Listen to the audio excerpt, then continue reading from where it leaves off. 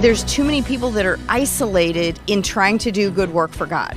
They're all trying to figure out how to market Catholicism in a fresh way that actually engages people. So we tried it the first year, had tremendous success. It's exciting. I'm having fun. I'm meeting a lot of really great people. I have been to all of these shows over the last year, and by far this is my favorite. I want to emphasize the importance of what you're doing as lay apostles in the CMN. The Catholic Marketing Network has a service that the marketplace needs and the church needs. There's the distribution of a lot of Catholic religious items, but most of the people you talk to, they say, we really come for the networking.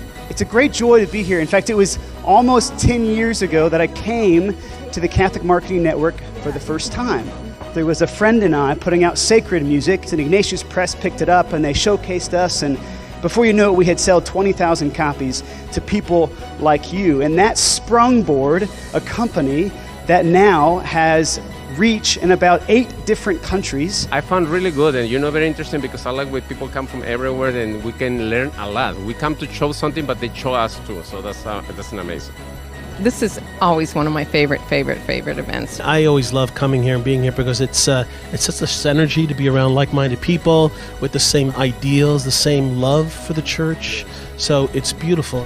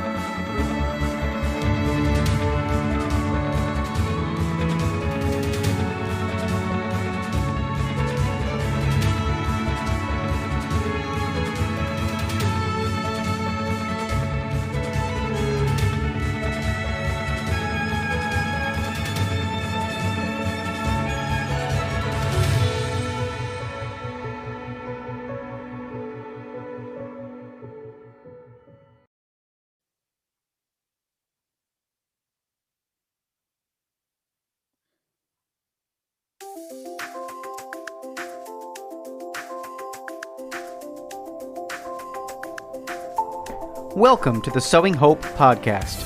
This is a show all about implanting hope in our hearts. I'm Bill Snyder, joined by my friend Ann DeSantis. We're glad you're here for our uplifting conversation about faith and how it sustains our hearts through all the seasons of life. Thanks for walking with us. And good evening, everybody, and welcome to the Sowing Hope podcast. I am Bill Snyder. It's great to be with you this evening, and thank you so much for tuning in and being a part of our show, as always, and our ministry. Know that you can always follow, friend, and like us at patchworkheart.org, and, of course, andysantis.com, because I am joined by my co-host each and every time we do this show. Ann DeSantis, how are you, Ann? Great to be here, Bill, as always. Yes, definitely. This is so much fun. It's so great. And today is one of those episodes where we don't have a guest with us, but that's just fine because we have so much going on at our ministries. We got to do a ministry update for all of our listeners, and hopefully some of them will join us, next week at Catholic Marketing Network, which is insane to say that's going to be next week.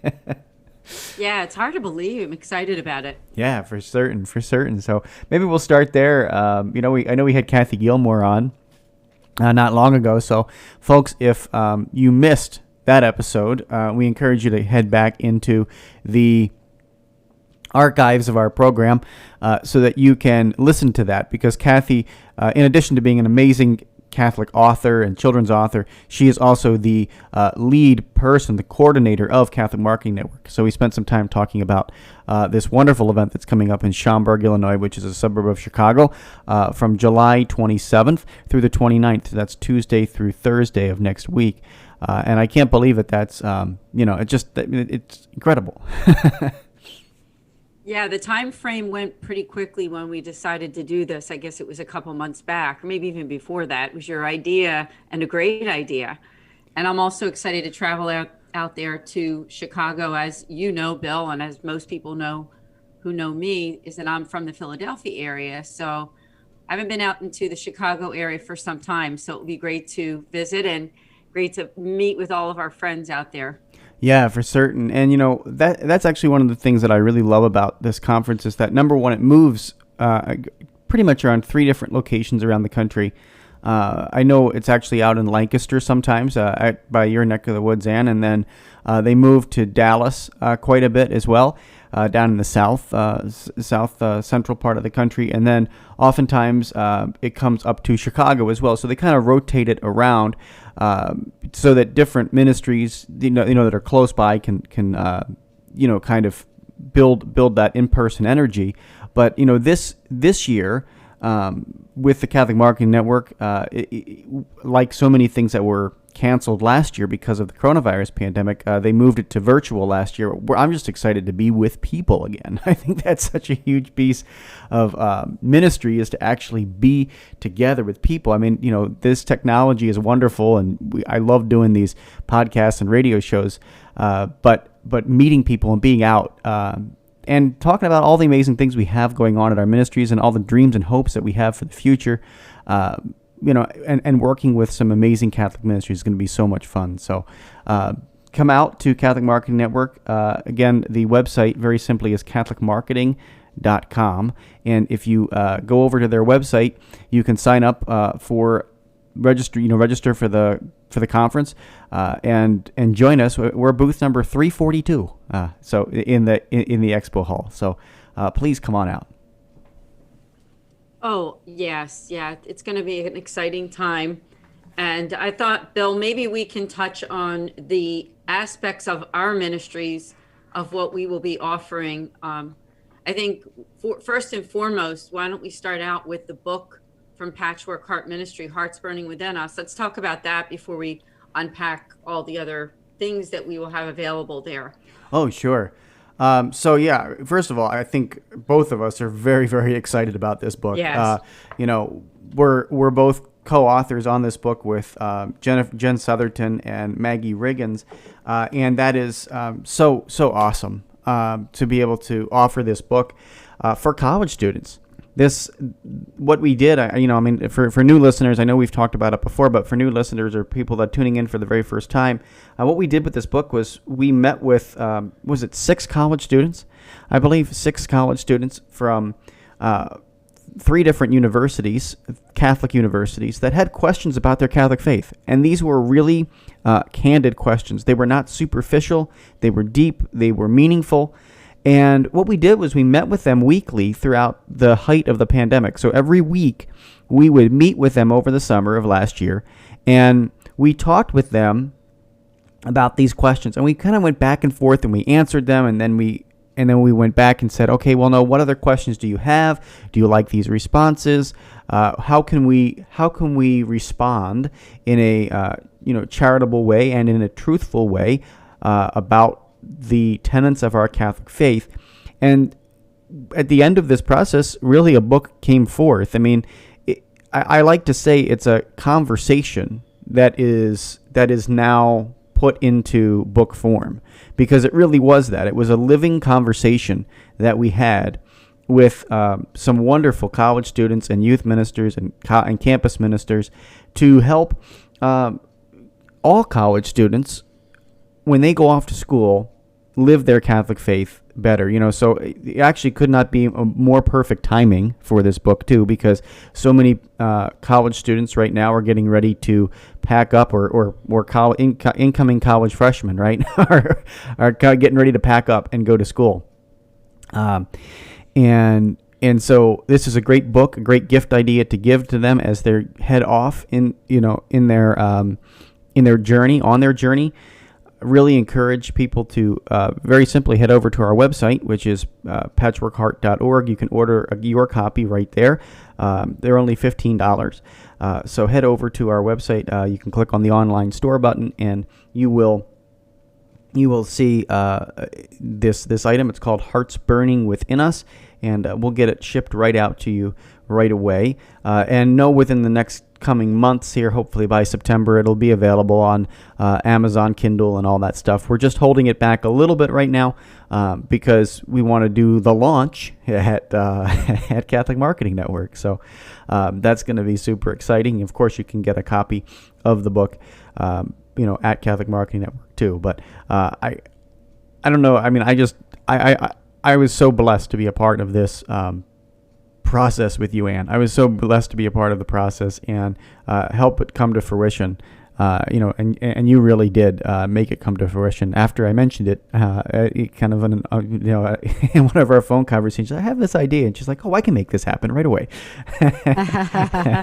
Yeah. It was interesting the way that it did happen, and it was all God, because when you said to me, you sent me the document of the Hearts Burning Within Us, and that it was a project that you had started, but for whatever reason, because of different obstacles, it wasn't able to be written or published. And so this idea of gathering together a few people that I knew, actually two friends, Maggie Riggins, and now her name is Jennifer Oakley. Now she That's just right, got that's married, right. Jennifer Sutton.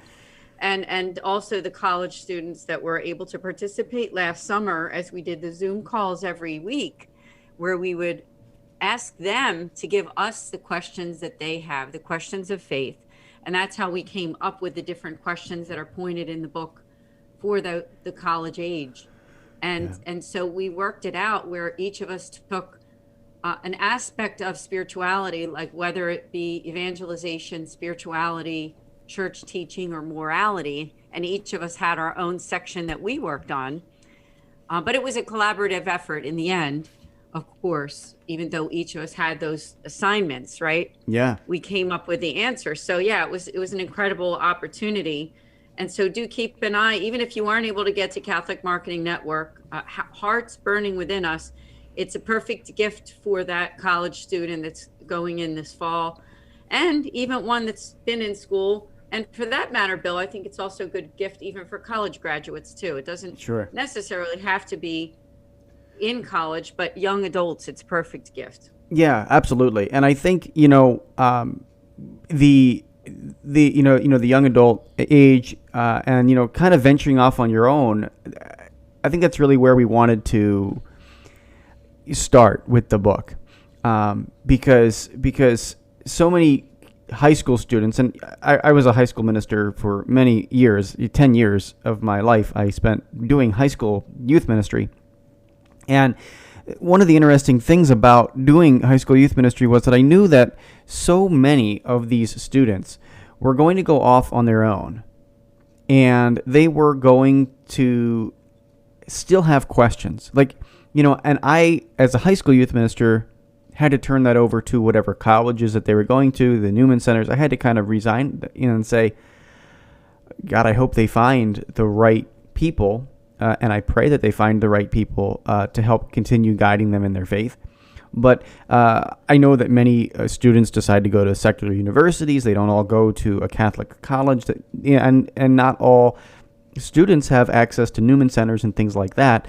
So, especially if they go away to a smaller school or whatever. And so, how do you continue to practice and live your faith? Well, that's really something I gave a lot of thought to over the course of my tenure in high school youth ministry, and figured at one point I should write a book to give to these college incoming college freshmen and graduating high school seniors. So that's really where the idea came up, and it just sat inside of a Google Doc for many years. But I am so blessed to be able to work with you and Jennifer and Maggie. It was a blessed and beautiful project, and know that it is available from Charis Books, from Charis Publishing, right through our website. So all you have to do is go to patchworkheart.org and order your copy. I will ship it out to you immediately. So if you order, your copy tonight or whatever, I'm happy to send it out to you right away, as we do have the copies available now. I mean, that's crazy to say that too. When you get that first shipment of books in the mail, and I know you know that feeling, Ann, because you just recently got your your book too. You get that first shipment, and you're like, oh, wow, I can't believe I'm holding this book in my hands. I just can't believe it. After all the hard work that it takes to publish a book, and you finally hold that book, you're like, oh wow, this is awesome. So so exciting. And I know we ought to give a little plug for your book too, that because that love and care for the marginalized is wonderful too. And I know I just saw the other day on Facebook that it's now available on Amazon, right? It's available now on Amazon. Yeah, it is available on Amazon. Awesome. All you need to do is just key it into the search engine. You can either key my name in, Ann DeSantis, or Love and Care for the Marginalized. And the book is through Caris Publishing, so I give Bill the thanks for introducing me to them, because I published this book through the same exact publisher of Hearts Burning Within Us. And just in a nutshell, it's 40 meditations for Catholics, spiritual reflection, outreach to the marginalized. And I'll just say that, the marginalized are people that we all know. And sometimes we think of the homeless or people who don't have enough money or food, and they certainly are. But they're also people that are in our own families, extended families, our neighbors, people at church, people at work, people in our neighborhoods, people that are on our Zoom calls that might not say too much during a call. I mean, these are people that we all know. They might not necessarily be poor, but they're poor in spirit. And they might not have the confidence to get out of the rut. And then sometimes what happens is in our world, because a lot of people admire things like popularity, pleasure, power, and also, people who are pretty witty, funny, people who have resources, money, people who are good looking, things like that. A lot of us admire those things. People who have a lot of friends, people who know how to say the right things at the right time, right? And there's some people that no matter how hard they try, they can't fit into any of those categories. No. And so they wind up becoming marginalized.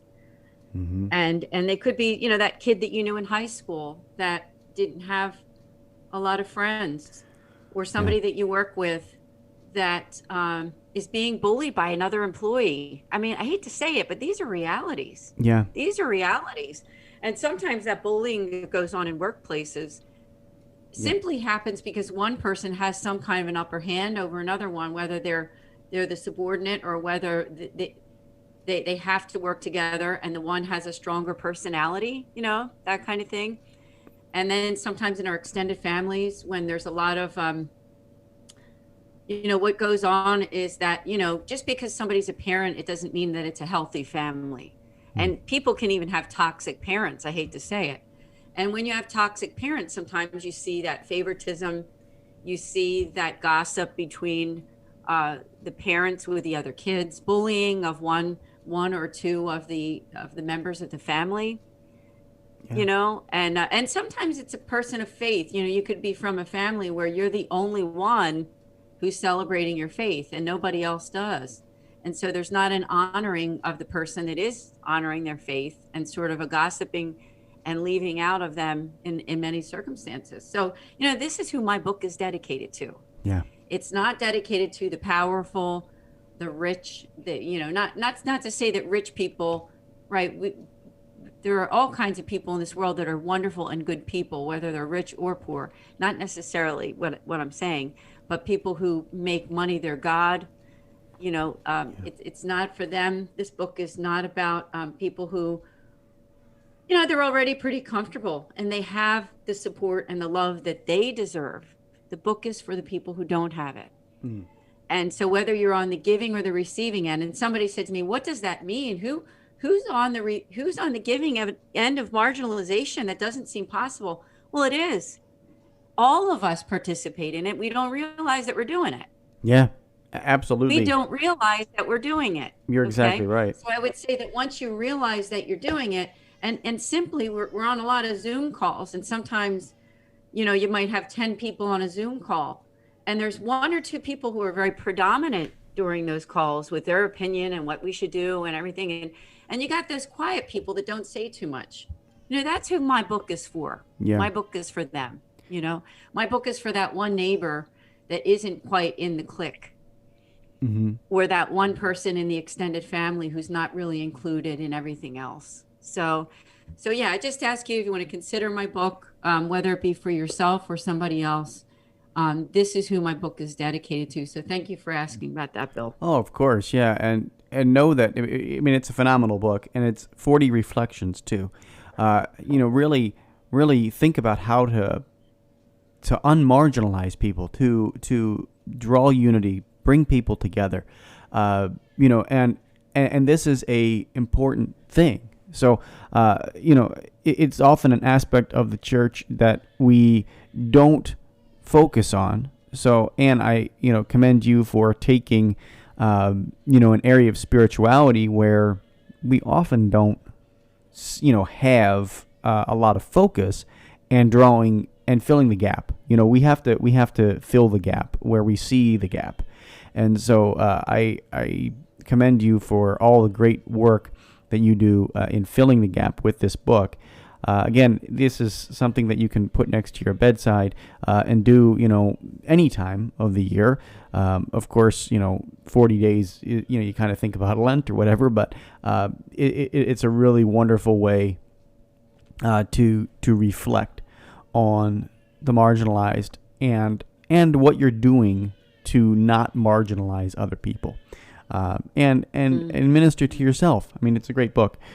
So again, head over to Anne's website, which is simply annedesantis.com, or charisbooks.com, I think it is, that you can head over to and get a copy of that book as well. So of course it'll be at Catholic Marketing Network too. We're gonna be featuring these 2 books prominently as well. But I know there's a few other things that I wanted to mention to people as well, and because, at least for my ministry, because a couple of different show specials that we're offering for Patchwork Heart Ministry, we have 2 devotionals. We have devotionals for the Stations of the Cross called a Contemplative Stations of the Cross, and then we have a Advent devotional called a Contemplative Las Posadas. And the Contemplative Las Posadas booklet is super exciting because, for parishes considering things for their Advent season that's rapidly approaching. I mean, I hate to say that December's coming up quickly here, but it is. So if you're a parish or a whatever small group, nursing homes, I know nursing homes have reached out to me all over the world to use these different devotionals. So we are offering at the show 10% off, and if you mention, if you send me an email or whatever, and say, hey, I heard this on the Sowing Hope podcast, I'm happy to give you 10% off of any order of any size for Contemplative Las Posadas, and also the Contemplative Stations of the Cross, which is more of a Lenten thing, but both of them will be available at the trade show, Catholic Marketing Network. But I know parishes and pastors and people are looking for resources to grow their spirituality, grow their congregation. So just take a look at that, and know that they're available on my website as well as in person at Catholic Marketing Network. Oh, that's great, Bill. Can't wait. And I just want to give the people that are listening to this podcast again the correct website for Charis. It's actually charispublishing.com. Charis Publishing. Yeah. So please do, for the people listening that are going to be in Chicago and are able to stop, remember what Bill said. There's going to be other resources there, wonderful books. And so we're going to be offering those at the conference. Now, as you all know, too, Bill and I have this podcast, Sowing Hope. There's another one called Young Catholics Respond. And then another joint venture that we have with Fiat Ministry Network, which will also be, advertising at the booth, is the Journeys in Faith program. A lot of our listeners have also been there, too, because they're friends with Fiat Ministry Network. We thank them for producing this great show. Now, it's not going to be coming back until the fall. We are taking a summer break, and our new format for the fall is going to be, the show is on at Fridays at 8:30 p.m. Eastern. It's going to be a shortened program now. We used to be the 1 hour, but we found that it was just as effective to do a half-hour show. So next, starting in September, the show will be from 8:30 to 9 p.m. Eastern time every Friday night. Great guests are coming soon. people who are at the conference might even want to find out about somebody they know or themselves who might want to be a guest either on Sowing Hope or Journeys in Faith. Yeah, absolutely. Or Young Catholic on. Yeah, for sure, certain. And the other really cool thing is if you're going to the conference, please reach out to us because we will be doing interviews right there in our booth. We're very, very blessed to be able to do interviews right in the booth and have the technology and everything to be able to do that. So we can film episodes of any show. We can tape episodes of Sowing Hope. We can tape Young Catholics Respond, and I think we can probably even tape some Journeys in Faith episodes because we have some video equipment to be able to do that and some lighting and stuff like that. So if you are interested in being on our program, you have a ministry, you have a product, let's say a new book, whatever it might be, reach out to us via email. Again, our email here at Sowing Hope is simply sowinghope@patchworkheart.org. Both Ann and I get those emails when you send an email to us from that. So then that way you can just reach out to us and say, hey, I'm going to be at the show. I would love it if I could stop by and schedule a time to do an interview with you guys, and that way we can have some fun, but we can and also that builds some energy. People are looking at, oh man, what's that? This person's talking with this person about this, and you can build up your own little marketing for your product too. So there's going to be a lot of people at this trade show, a lot of hungry people at this trade show, I think, because people haven't been out and been able to get to big Catholic events and trade shows and conferences and retreats and things like that. So there's going to be a lot of hungry people, and take advantage of it if you are, a Catholic ministry or, have a new book, product, CD, book, whatever it might be. We can guide you through the process because, this is something that Ann and I do, pretty much several times a week. So, whether we're hosting or being on radio shows or podcasts, we do this quite a bit. So we're happy to guide you through the process and couldn't be more excited to have you all join us in person at the booth. Please stop by. Please stop by. If you're in Chicago, if you're anywhere close to the Chicago area, please think about coming to this event. Yeah. There's so much more that we could talk about, and it's going to be awesome. So again, check it out. And even if you can't get there, you want to keep in touch with Bill and I through our websites, through our podcasts. Now, Bill's website is patchworkheart.org. The YouTube channel is Patchwork Heart Ministry. So be sure to friend, follow, and like Patchwork Heart Ministry. My website is andesantis.com. And my work, now everybody knows too, a lot of you know that I'm the director of the St. Raymond Nonatus Foundation. And the website there is nonatus.org. Maybe we can spend a few minutes talking about the St. Raymond Nonatus Foundation, because we are going to be represented at this conference. And I will say I'm the director. I've been with St. Raymond Nonatus Foundation since 2017. I came in and started in the fall of 2017 as the administrative assistant, because the foundation was founded in 2015, but they didn't have the leadership of a director until the first director was hired. And she did a great job. She was with the foundation from March of 2017 until when she left in the fall of that year. And when she left, the friars came to me, being that I was a third order member and active within, in the foundation, in the third order, could I be the administrative assistant? And there was an event that was going to be happening that fall. And of course I said, sure, I'd be willing and more than willing to help out. Well, in January of 2018, that is when I became the director. And I won't pretend with any of you, there was been a lot to do over the last few years because I'm pretty much the only, quote, employee. We have an 8-person board, and we have a beautiful board of wonderful people, including Bill. So grateful that Bill's on the board of directors for this wonderful foundation. And, we started out our ministry when the friars, when I say friars, I mean the Mercedarian friars, went to the World Meeting of Families in 2015 when Pope Francis came to the United States. they went into this one room where Rose Sweet, a national speaker, was talking about divorce.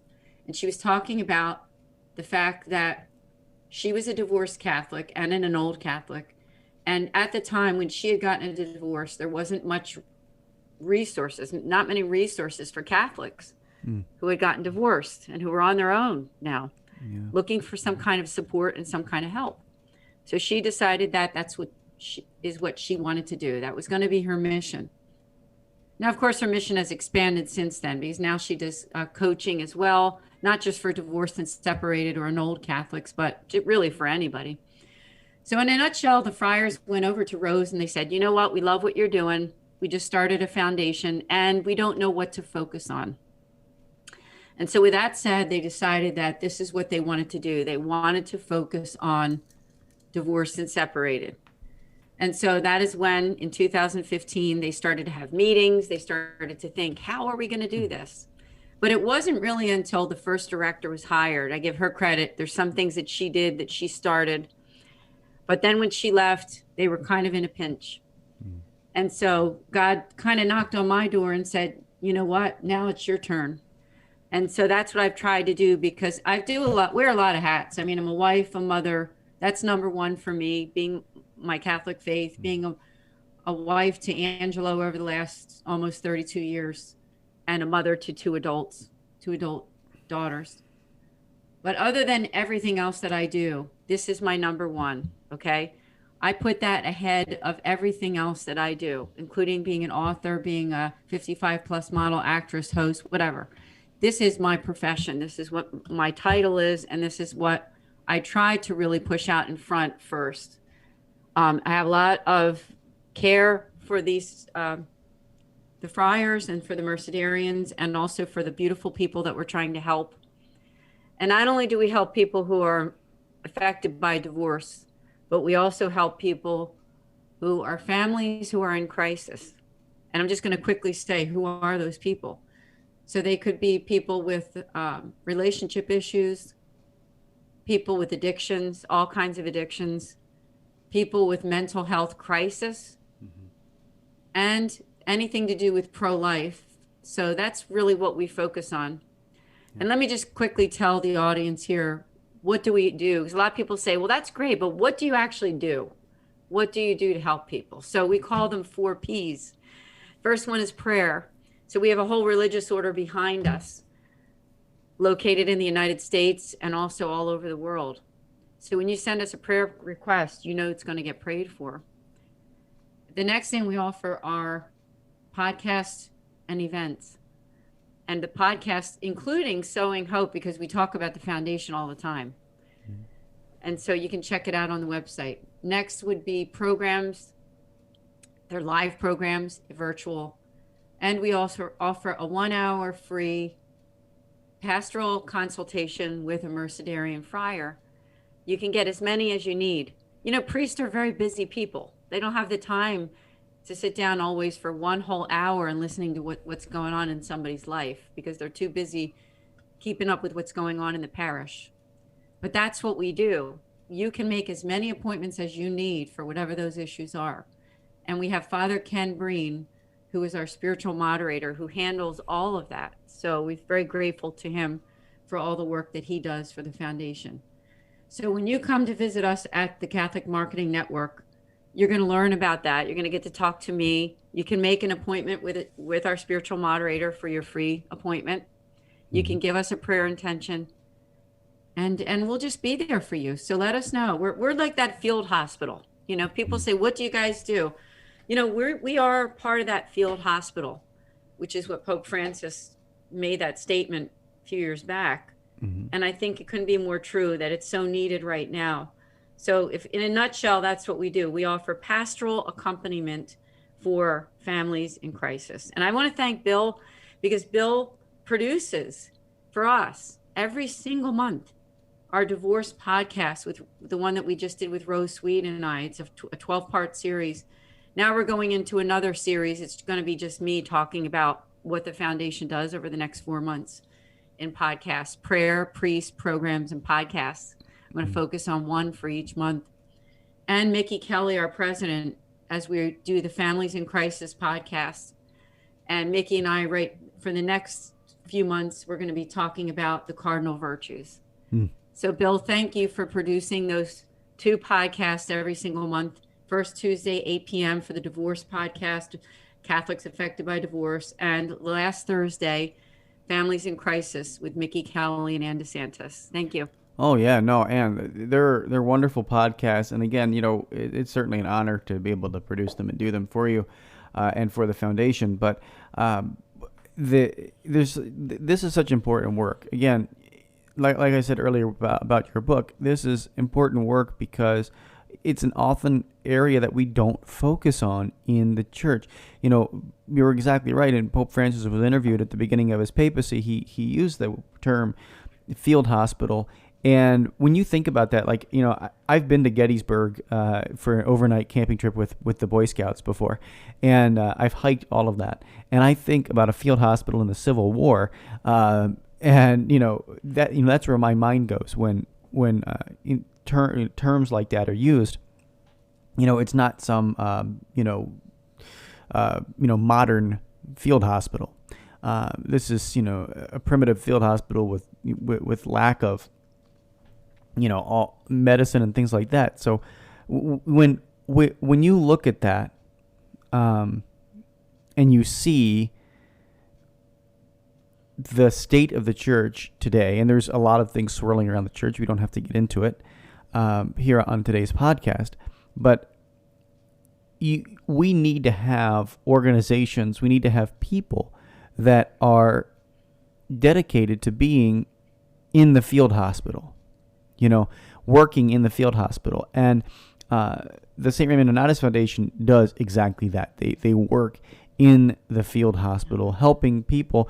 I mean, there are so many wounded people out there. There are so many wounded people in crisis. And if we can have a focus on those people, it also goes back to the Matthew Kelly book, 4 Signs of a Dynamic Catholic, right? Like, if you haven't read that book, I really encourage people to read it, because when you read that, he challenges people. He says, if right now there are about 7% of the church actively participating, working for the betterment of the church itself. He said, imagine if you increase that number by 1%, what that would do and how it would transform the entire church. Right? Like, it would transform the entire church if just 1% more people worked with the same diligence that the 7% were working on. And we often don't think like that. We often don't have that mentality that once a person is brought into wholeness, that's the other thing that I think the St. Raymond Nonnatus Foundation does, is it seeks to build that personal wholeness through holiness, right? You're building that wholeness of the person and restoring what's hurting, the brokenness, the hurt, all of that. You restore that. And then what happens? What happens from there? You end up transforming that person's life in such a powerful way through the merits of Jesus Christ. It's not us. It's not the St. Raymond Nonnatus Foundation. It's not Bill Snyder. It's not Ann DeSantis. It's Jesus Christ who does the work. We just have to be the physician assistant, right? I use that term in my ministry a lot, that we're just divine physician assistants. Get them to the doctor who can heal them. And that one person is Jesus. So once that healing's brought through Jesus, then all they want to do is share that news. I mean, it's like the, so many of the people that Jesus healed in the gospel immediately went out and told more people, right? He told more people, man, look at this. I was healed. He even told a few of them, I forget where it is in the gospel, but he told a few of them, don't tell anybody. What did they do? They went out and told everybody anyway. So, this is what happens when lives are transformed and they're healed. When you bring somebody in that field hospital and Jesus says, I'm going to restore you. I'm going to heal you. I'm going to heal those broken wounds. And then, man, they become another disciple. They become another apostle. They become another divine physician assistant that goes out and brings more people into the field hospital to be healed. And again, as Matthew Kelly said, if we can just increase that by 1%, it would drastically change the church. Imagine if you got 20%. Imagine if you got 30%. It would transform the entire world. But right now we've got about 7%, and this was several years ago, and this was like, I want to say 5 or 6 years ago that he wrote this book. So I'm sure it's less now, but he was saying, 7% of the people actively participating, actively working to build the kingdom of God through the Catholic Church. And that's scary. That's really scary that 93% are just out there wounded and have no idea what to do. Yeah, thank you for sharing on that. And it's so true, Bill. And I want to thank you because you're part of that, whatever, 4%. Yeah. Right. And like you said, Jesus is the one that's doing the work. But I do want to address one thing that I think listeners might be curious about is, what does it mean to be healed? Yeah. Because sometimes we think of when you watch TV and you might see some evangelist who can, say that prayer and you feel better almost right away because God is with you, or maybe some physical ailment has healed.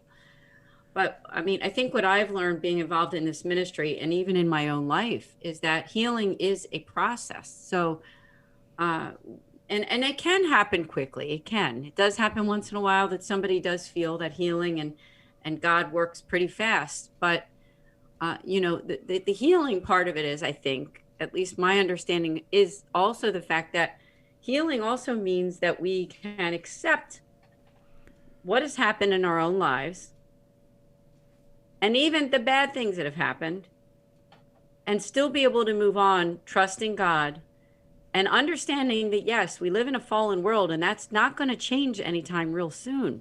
Yeah. But we can move on in trust and in hope and in faith. And we can also, as Bill said, we can pick up the pieces and help other people. And, I just want to say something, Bill, that I think you and I have both experienced. And this is why I wrote Love and Care for the Marginalized, was that there was a time in my own life when I almost let life get me to a point where, not saying I was going to give up, I don't think I was to that point, but I was so hurt by letting other people, and that's really what it came down to. I was letting other people's behavior, actions, and the treatment of me and maybe other people get to me to a point where I was debilitated a little bit. Mm-hmm. And it really bothered me when I saw that people were, in quotes, getting away with certain things that I thought were wrong, whether it was with me or somebody else, if that makes any sense. Okay. Yeah.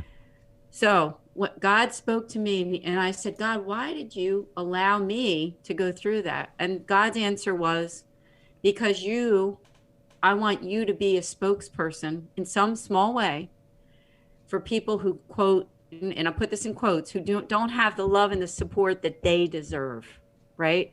And so that's what God's message was to me in my prayer life. And you know what? That can be whoever's listening right now and thinking, you know what, this happened to me, that happened to me. I am distraught. I don't know why God allowed this in my own life. What do I do?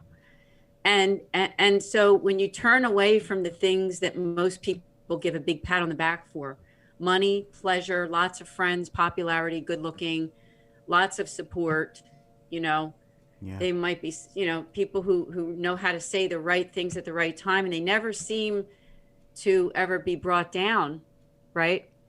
Well, that's not who my book is for. My book is for the other people, okay? My book is for people who've been through, I'm going to say it, they've been through hell and they're still around. And they're not going to let the life get them to that point of defeat. You're here for a reason. I'm here for a reason. Bill is here for a reason. And people who take that attitude that they can hurt other people, marginalize other people, and really just alienate other people. That's what it comes down to. Nobody should feel alienated in this world. And if somebody is partaking in alienating somebody, you need to step away from that. Because God doesn't call you to walk with the popular crowd. He calls you to go to the person who's by themselves, who needs a friend. That's what Jesus did. Yeah. And that's what we're called to do. And that's what this book is going to teach you to do. And that's what Patchwork Heart Ministry is all about. When Bill and I came together, it was a rare thing because you meet all kinds of people in ministry. You meet people who want to evangelize the theology of the body. You meet people who want to evangelize good marriages and good family life and all kinds of wonderful things that are all worth it. But when Bill and I came together, we said, this is how we agreed on this podcast, was that we wanted to sow hope into broken hearts. Okay? Not hearts that say, you know what, my life is great. Everything's great in my life right now. The podcast is for you too. Don't get me wrong. I mean, if your life is great, we're happy for you. Yeah, right. You know, but what I'm saying is this podcast and our ministry is for people who scratch their head and say, I don't know why God allowed this to happen. I don't get it. Yeah. I just don't get it.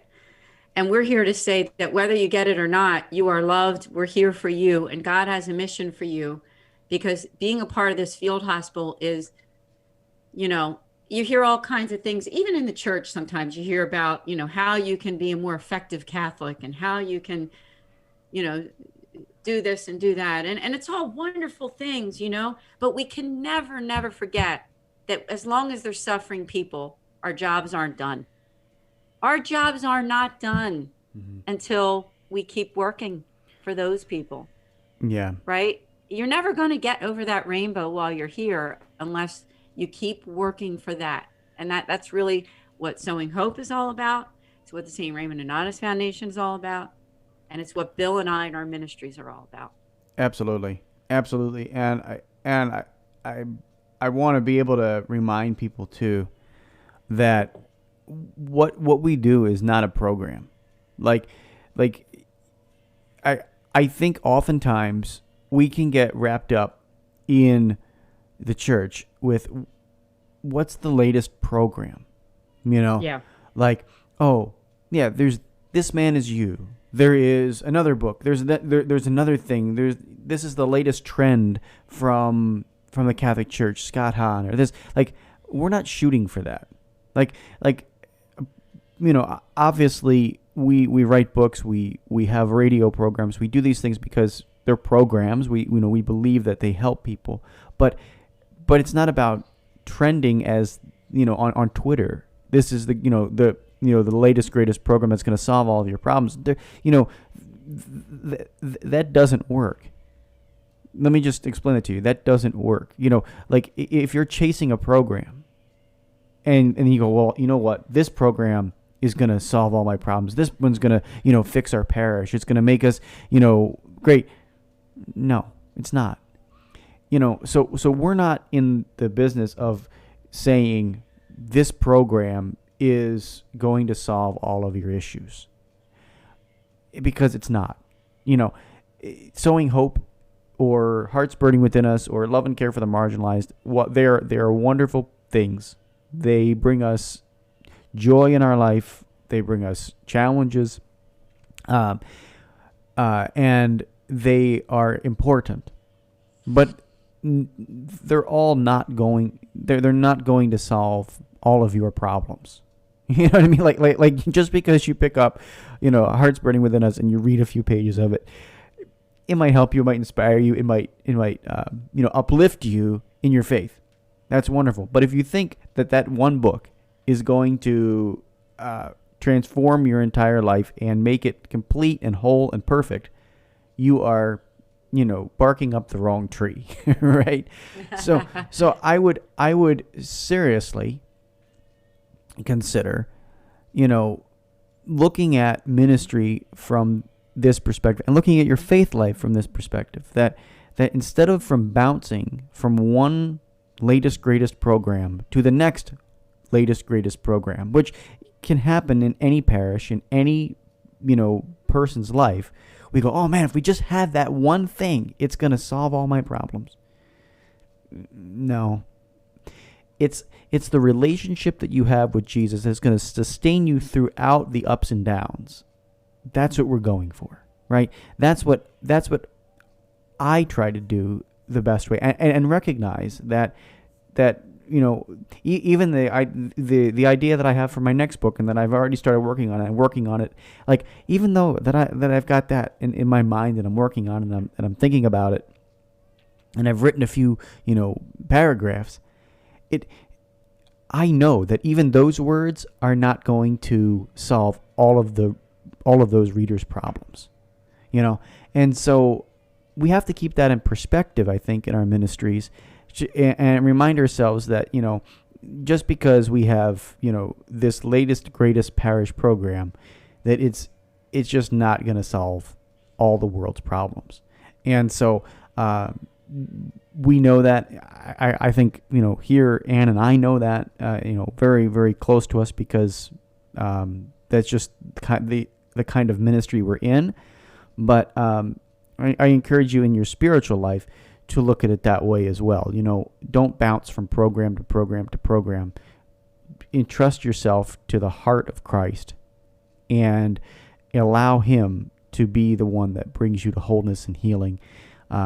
Because the latest program, the latest book, it might make a difference. It might be a tool. It might be a step along the way, but it's not. It's not a panacea for all your problems. Well said, Bill. And I also want to make a statement. I think you would agree with me, is that Bill and I writing these books is not about money at all. And I said this to Bill before. My wanting to sell my book has nothing to do with more than people opening up their eyes to helping other people. If I make any money, if any, I don't care, because God's going to provide for me either way, And I know Bill feels the same way, as far as, these books are available, and yes, we're hoping to help people. But at the end of the day, we know that God's going to provide for us. And we know that somehow, some way, God will provide for us with our ministries and what we do. Yeah. And so it's really about teaching people. Even Hearts Burning Within Us is the same way. Mm-hmm. Where it's a teaching tool. It's a tool to help others to have more faith. It's not about Bill and I making a few extra bucks here and there. So just keep that in mind too. When you buy the book, it's just to help other people. Yes. And that's really why I wrote my book, because I went through my own tough time, and that was God's way of saying, what can you do? What can I do? To me, it's to say that I'm in my mid-50s now, so it's not like it's the beginning of my career, right? But I thought, at least for the the middle to ending of my life and my career, not to say I know I have a lot more life in me, right? Yeah. Is just to say that I want to spend the rest of my time. And if somebody says, what was most important to Ann in her life, other than my family and my faith, it's this. Mm-hmm. Helping people, teaching people, to give people the love and support that they deserve. It's not about popular people. It's not about people who have a lot of power. It's not about big friend groups and all the pat on the backs that you get from society and from people that you know. It's not about being the most popular person in your church. It's not about, the closeness that people can have even with their church community, to a point where they forget about the new people that are there, if that makes any sense. We always need to remember people who are suffering. And that's what my life is all about.